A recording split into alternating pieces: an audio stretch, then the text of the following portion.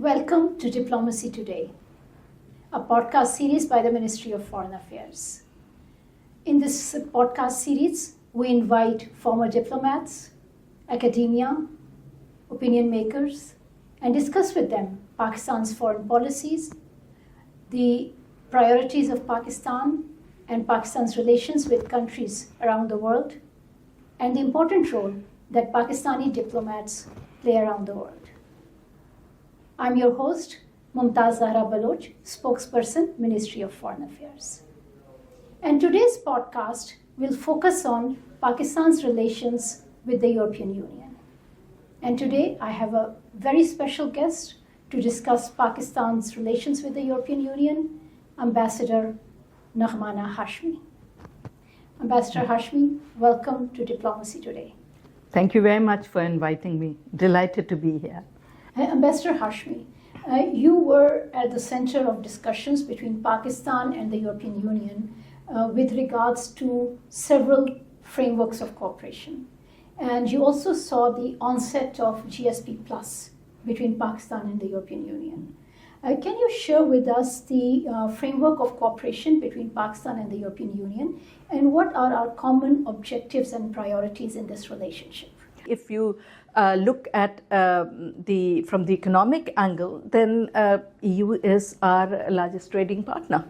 And now our trade used to be quite sort of nominal with the European Union for a very long time. But after GSP Plus, for example, it has grown by 103%. Today, almost 15 billion bilateral trade is between Pakistan and the European Union, and of which I think it's 8.3 billion are due to the GSP Plus status. So I think politically it's a very important bloc, and in multinational organizations also they carry weight, whether it's the UN or the World Bank or IMF, because they're also, sort of contributors to these international financial institutions. So good relations and enhanced relations with the European Union are very important. Ambassador, you were, during your time in Brussels, you were at the forefront of many dialogue mechanisms and initiatives between Pakistan and the European Union. And one such mechanism was the Strategic Engagement Plan. Can you share with us the background of this plan? How was it envisioned? And what were the priorities which were defined under this engagement plan? For a very long time, our relationship was being sort of maintained or conducted in what were called the 5-year engagement plans. So I came up with this idea of strategic engagement plan instead of strategic partnership. And the European Union had nothing to go by. And the importance of this must be understood, because this arrangement has taken Pakistan out of that position where Pakistan is being continuously monitored for a specific time frame. This is, it is a timeless arrangement till we go, and have a strategic partnership with them. This will enhance our dialogue with them. It will enhance our engagement with them. And it takes us out of that relationship of aids and grants and GSP plus. And the entire rationale behind this was that GSP Plus was for 10 years, and we were hoping that by the time GSP Plus ends in 2023, we should be able to graduate from it. This is why when you look at the strategic engagement plan, it puts Pakistan at a different pedestal altogether. Mm-hmm. So now we have engagement with them on peace and security issues, on science and technology, on migration, on terrorism, on a lot of issues. So it is not just a small trading relationship with the organization as such. So I think that is something I'm very proud of. Yeah. So there is another important mechanism between Pakistan and the European Union, which is the Partnership Cooperation Agreement, and it is apparently being upgraded. What is the need for upgrading the partnership agreement? And once you have answered that, we'll go to the GSP Plus and how it is being reviewed or being maybe upgraded.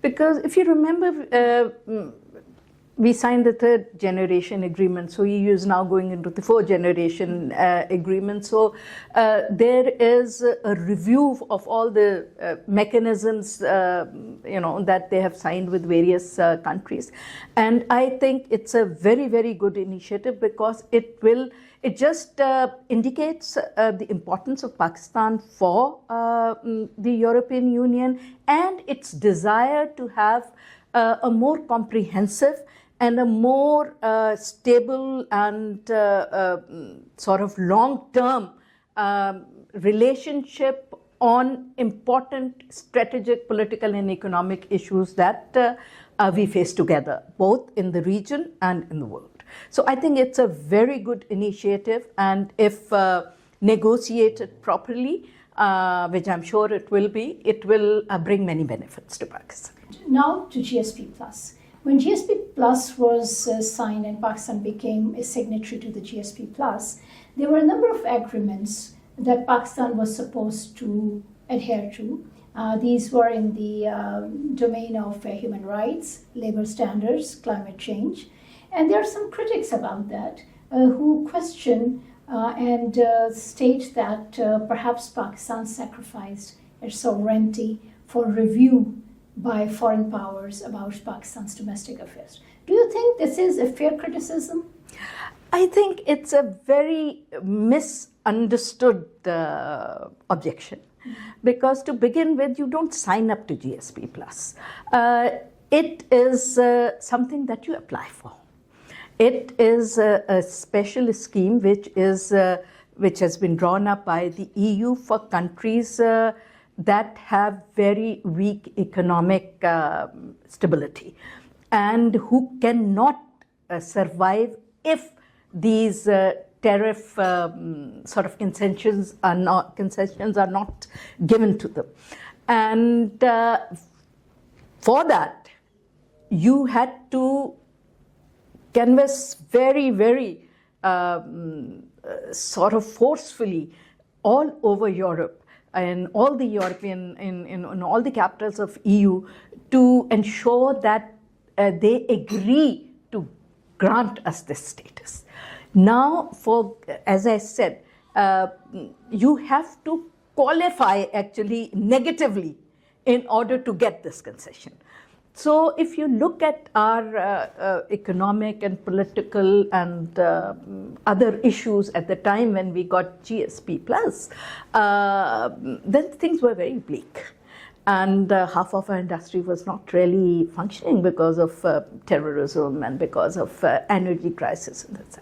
So we actually, I remember I was in Ireland at that time, and all of us, our first and top priority TP with the host government was to support us for the grant of this status. Mm-hmm. At that time, we knew that without this concession, without this injection of about 8.3 billion extra, our economy will not be able to keep, our exports won't be able to keep their head above water, and our balance of trade would have been very badly affected. So we knew why we wanted the GSP Plus.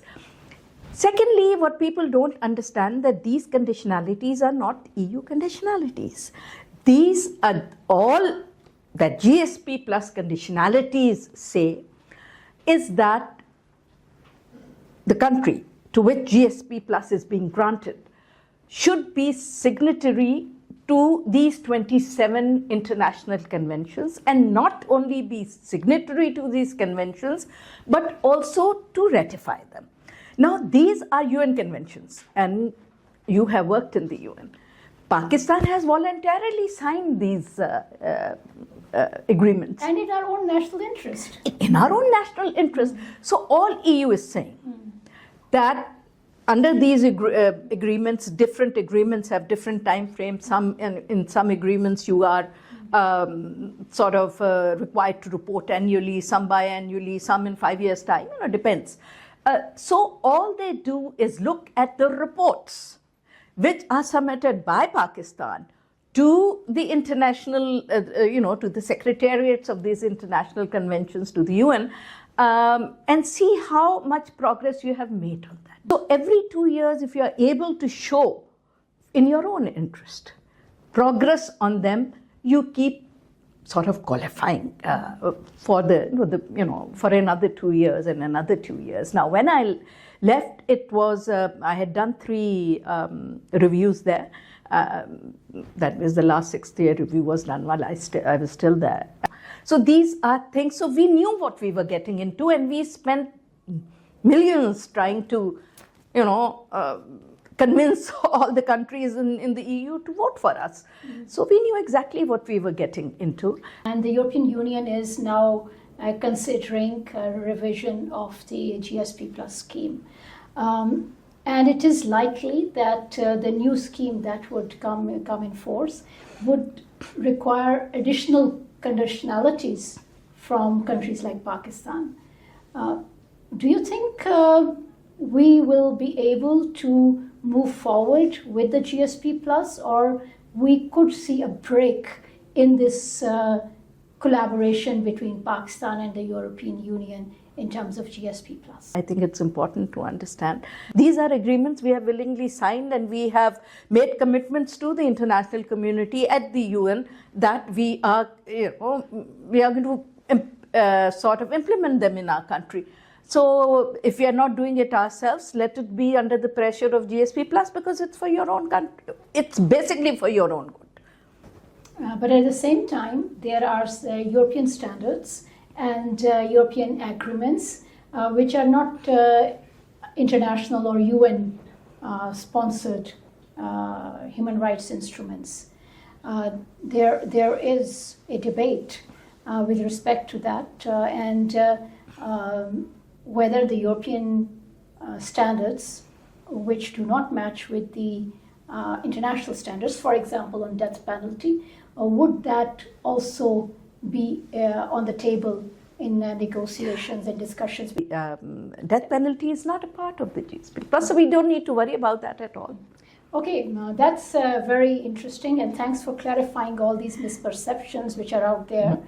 Now, talking about the European Union as an organization and negotiating with them, there are multiple voices within the European Union, and it is said, at least this is what we witnessed in the United Nations and multilateral organizations, that negotiating with the European Union is sometimes very difficult because of the multiplicity of voices there and the cumbersome decision-making process. So how did Pakistan negotiate with European Union when we were discussing all these instruments that we have discussed?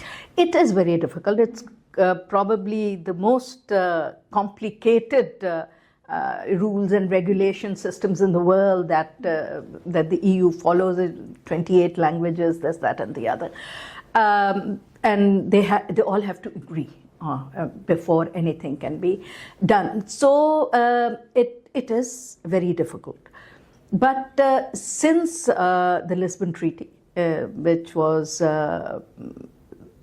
sort of passed in 2010, so since then a lot of the decision-making authority has been now given to the parliament. That is why, they have hearings of the commissioners and all, and things have changed. So it takes a lot of hard work, 24/7, and running around between Brussels and Strasbourg, and also running after 28 countries.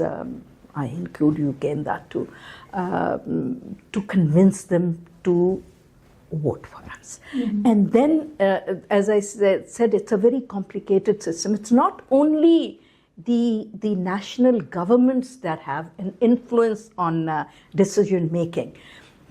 The entire European Parliament is divided into various political orientations. Mm-hmm. Like they're the Christian Democrats, they're the Reformists, they're the far rights, the Greens. Mm-hmm. And they have members from all the member states. Mm-hmm. So it's not that you only have to convince the member states, which you do at Brussels, but which you also, of course, do at all the European headquarters at a bilateral level. After the rise of populism and far right, it is so important to be so vigilant and to ensure that nothing that is detrimental to the interests of Pakistan comes out in a form of a resolution. You mentioned the rise of nationalism and the resurgence of nationalist forces in Europe, for example. But this is an international trend that we are observing. Now, with these new trends, we are also witnessing the rise of Islamophobia, xenophobia, and anti-immigrant sentiments. So, how do you think it impacts Pakistanis in Europe, and how are we working with the European Union to basically protect them from these sentiments? To begin with, you should never lose sight of the fact that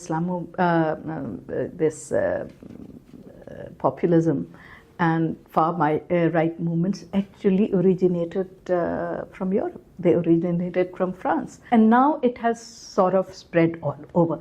Now you cannot really alienate it from the other developments that are happening, because all these effects are related to other economic, political, strategic decisions or events that are, shaping the world that we live in. So there is that very complicated relationship of the Muslims, particularly with Europe. You have to understand, we have to look at ourselves too. We have gone there, our people have gone there. When other people come to our country, we expect them to sort of obey or to be respectful to our culture, to our way of life, to our, sensitivities. Similarly, when people go from here, they have also to integrate, to understand. What Pakistan can do for the diaspora is first encourage them to educate themselves, encourage them to take benefits of the rules and regulations that are there to prevent this kind of, segregation. But to be fair, it is not just Islamophobia that is on the rise. It is anti-Semitism. It is also anti-immigrant bias. It is also the issues with xenophobia. This is a trend that is not just Pakistanis or South Asians and Muslims facing. This is even individuals from South America and Eastern Europe are also facing similar because trends. You see, all these trends sort of thrive when the countries face economic difficulties. There would be no problem if there was enough money for everybody, to go around. But there isn't. Because of but then you take me into another debate of where Europe is and what's happening with the America and all the wars that they have spent their money in. And because of all those American wars that Europe participated in, as I said earlier, also all these immigrants and all these displaced persons from the African wars, from the Maghreb, from the Middle East, from South Asia, East Asia, where do they go? They go to Europe. So naturally, we've sort of had 5 million Afghan refugees, and frankly speaking, we do have problems. So they also have problems, and all these trends happen when there is economic crunch, when you feel that the governments are taking economic and political decisions which are further squeezing the economic future of the the real inhabitants of those countries. These things happen. And is this on the agenda between Pakistan and the European Union? Pakistan has always taken a very strong stand on this. So, we seem to be talking on behalf of all the Muslim world. I think the answers actually do not lie in just blaming the European countries or any other countries. I think the couple of things which I always did, as I said, I've had spent more than 20 years in Europe. I always told my community members there, educate your children. Please participate in the local politics of your country. Forget about the politics of Pakistan. You can help Pakistan more by being productive, educated, members of this society. So instead of saving a lot of money and then building these palatial houses here which somebody will just one day come and take over, don't do this. Because if you want to be respected, if you want your rights to be protected, then you have to work for that. And I don't know if I'm not being too controversial, I would say, Pakistan should pass a law whereby they should ban political parties having offices abroad, because no other country has any political offices. I don't know of any country that has political parties offices abroad. So why do we have them? We're just creating problems for our own diaspora. Now moving on to international politics, and the international trend lines are very concerning for multilateralists. The UN system, the multilateral system seems to be under threat. And there is a growing concern amongst many observers that perhaps the UN-based system is under a serious threat of dissolution. Now, how do you see the European Union? Would it be an important defender of the multilateral system, or an uninterested observer and bystander when these changes are taking place? You again bringing me to the heart of what's happening between the Americans and the Europeans. Now, if you've served in Paris, and if you remember, de Gaulle took EU out of France out of NATO. What did he say? He said something which is the answer to all your questions. When you delegate your defense and strategic policy and your foreign policy to another organization or a country, then what is left of your country? This is what we are seeing in Europe nowadays. We saw for a very long time. Now there is this trend, very subtle trend emerging, where Europe is trying to reassert itself. Macron stood in Shanghai and said Europe needs to have strategic independence. See what has happened to France. And will the European Union be a partner with developing countries? You said developing countries have a vested interest in protection of the multilateral order. Do you think the European Union will be a partner? At the moment, the countries that are really focusing on multilateralism are being led by China. China is talking about multilateralism. Countries like Pakistan are talking about multilateralism and strengthening the United Nations. There are countries, powerful countries, who are not paying their contributions to main agencies of the UN and even to the Secretariat.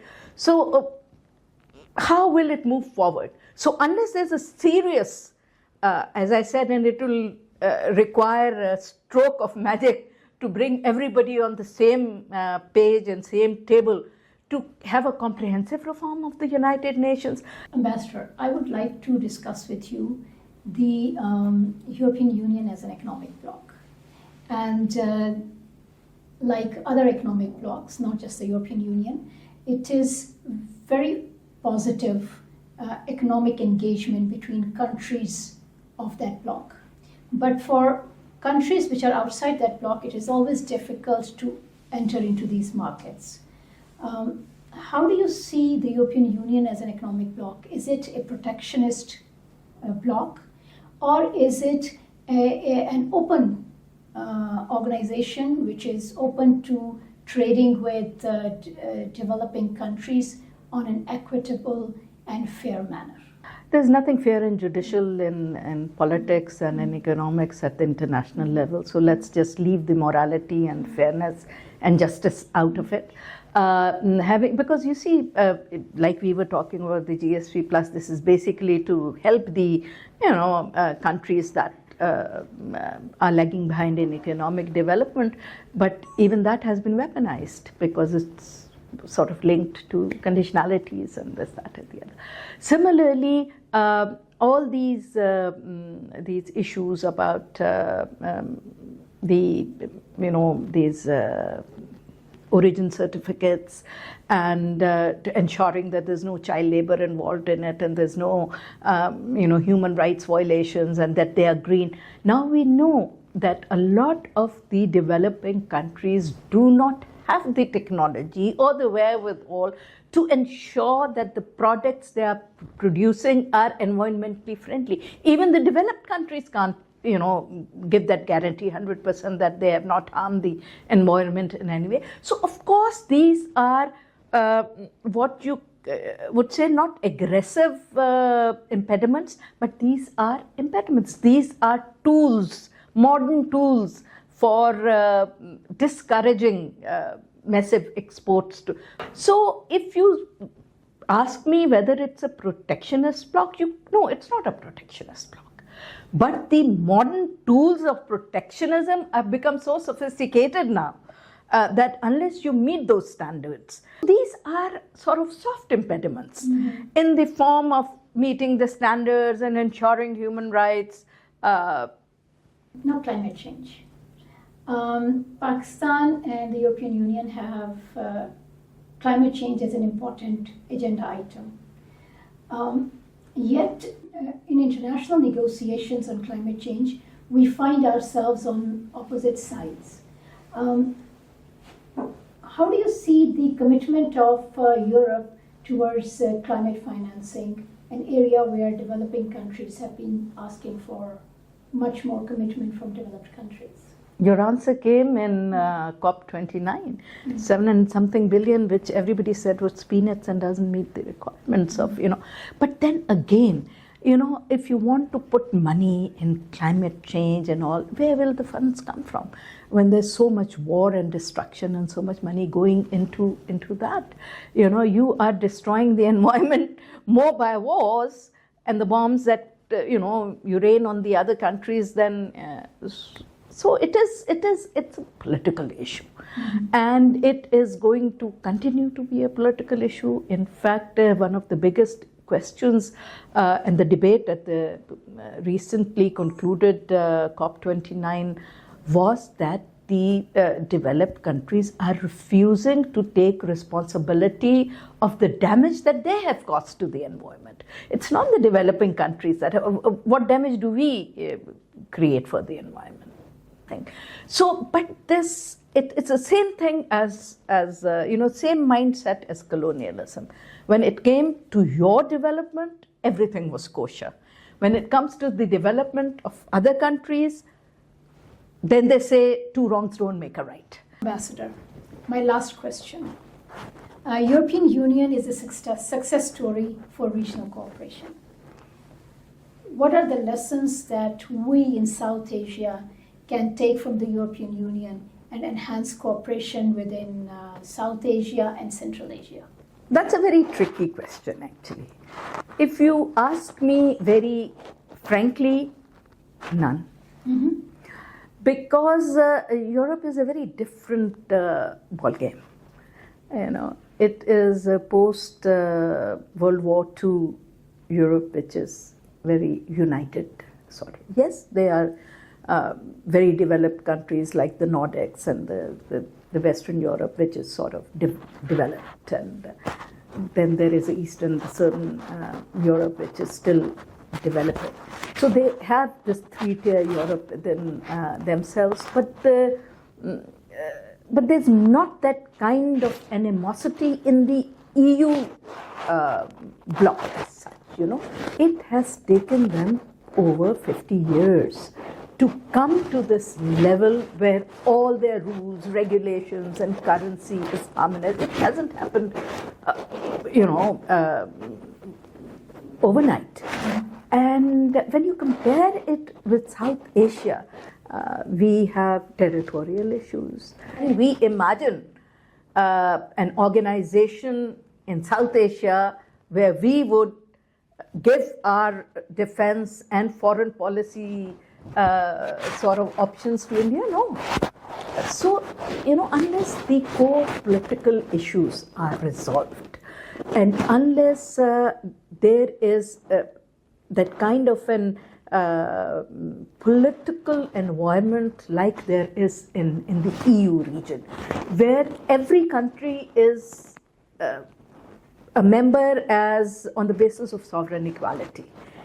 Even the poor countries who are getting, bailouts and this, that, and the other. But there is that concept of sovereign equality and civilizational harmony, and so these things will take time. Mm-hmm. This will not happen overnight. Thank you very much, Ambassador Naghmana Hashmi, discussing with us so many aspects of Pakistan-European Union relations. Thank you, Ambassador Naghmana Hashmi, for joining us on Diplomacy Today and for discussing with us Pakistan-European Union relations. That concludes our program, and we are thankful for you joining us. Thank you very much. It was lovely coming and talking to you today. We'll come again with a new episode next time. Until then, thank you very much.